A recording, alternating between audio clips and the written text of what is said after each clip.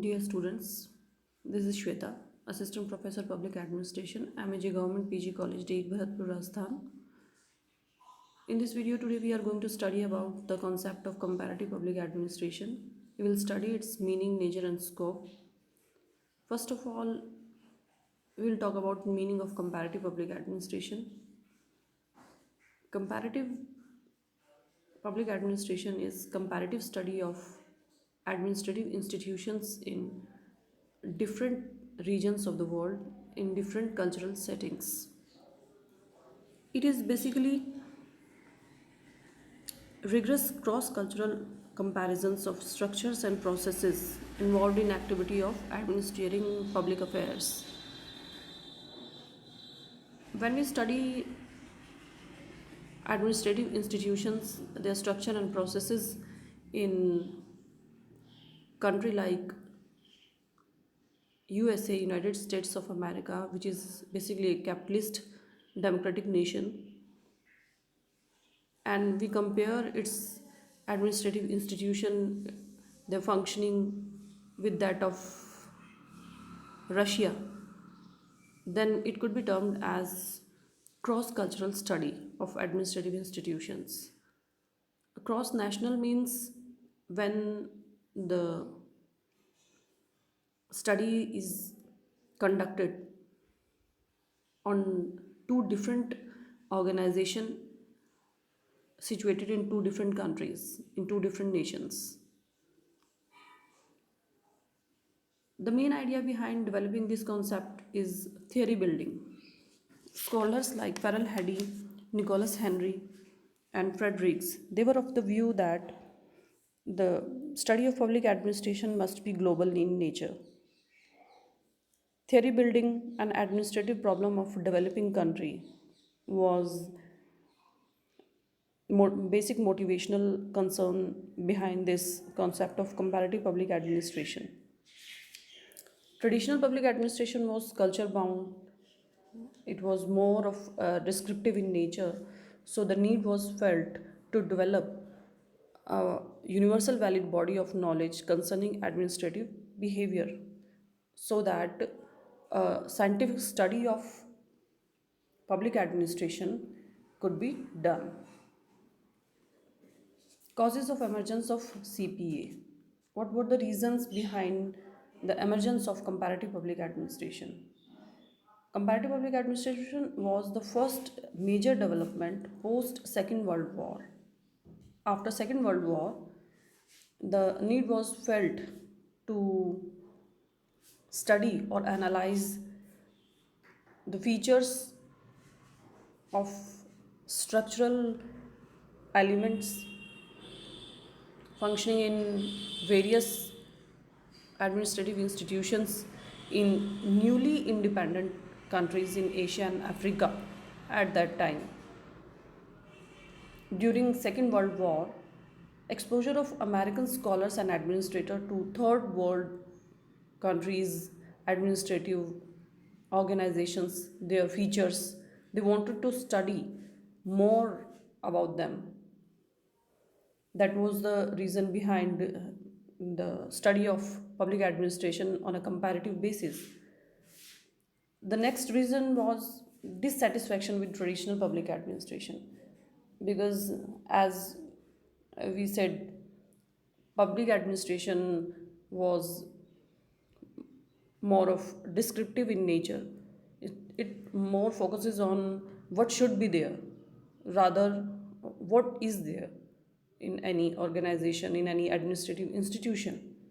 So scholars at that time wanted to study about the reality or facts of any organization or any administrative institution in a particular setting.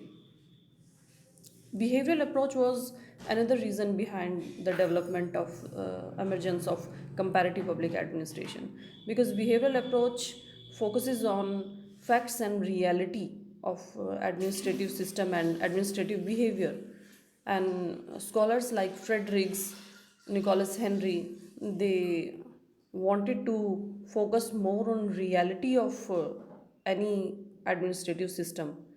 They want to study about the facts about the empirical part of organization.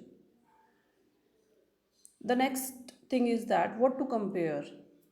That means what is the unit of analysis. When we say we study two or more administrative systems, their processes or structures, so what is being studied? First thing, we may study the whole organizational environment, the whole administrative system, or any unit, any part of administrative process, such as formal structural features like authority and responsibility, what is the system of division of work, hierarchy, delegation, and many other principles we can analyze on a comparative basis. The other thing may be informal elements like motivational factors, the relationships among individuals, or the relationship between organization and its environment. What are the reasons behind success of administrative institution or the failures of the same? They can be compared. The next thing, nature of comparative public administration. According to Fredericks, there are three trends in comparative study of public administration. He noticed a shift from normative studies to empirical studies.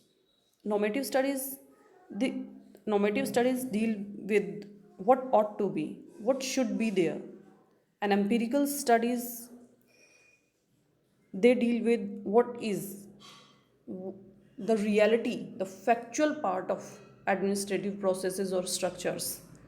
So, comparative public administration is reality based, it is more of scientific in nature.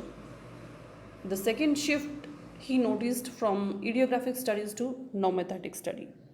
Idiographic studies mainly those studies which focus on individualistic studies analysis of any organization, while mm, normothetic studies they are general or universal studies.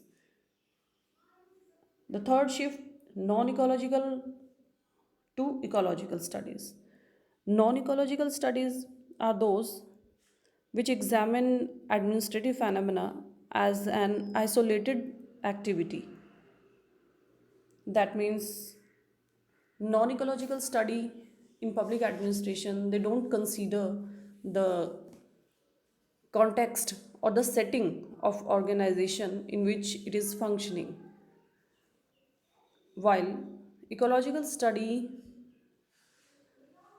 in these kind of studies the ecological setting, the environment, political, social, cultural environment of organization, that should be keep in mind, that should be kept in mind.